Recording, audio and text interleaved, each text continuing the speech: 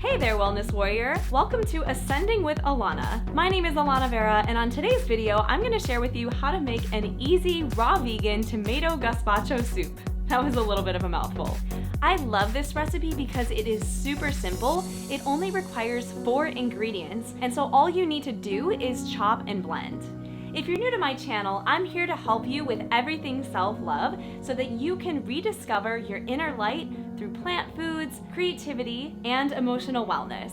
If that resonates with you, consider subscribing. While gazpacho is traditionally enjoyed cold, if you want to make it warm, I'm going to show you a trick at the end of this video so you can warm it up and still maintain its flavor and nutritional benefits. As a matter of fact, one of the amazing things about this soup is that it is a raw soup. And when we eat more raw foods, it's a lot easier on our digestive system. And that's because when you cook foods, you're actually killing the enzymes with the heat, so you have to produce more enzymes in order to digest the food. I still enjoy cooked foods myself from time to time, but as much as possible, I always try to love my body by giving myself more raw foods.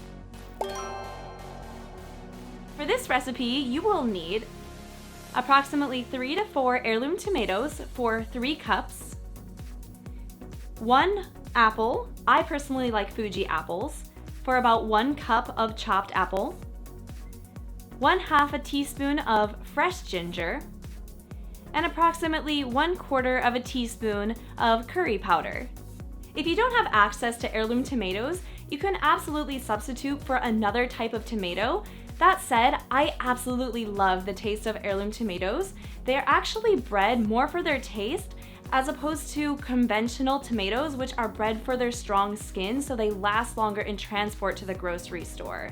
So if you can find some heirloom tomatoes, they are so worth it. Otherwise, if you don't have access, this soup will still taste amazing. Once you've got all of your ingredients chopped up, just throw them into the blender, add those spices, and voila! If you're looking to make your soup warm, all you need to do is leave your blender on for approximately 5 to 8 minutes, and that's just long enough to keep those precious enzymes intact, and you can enjoy your raw soup.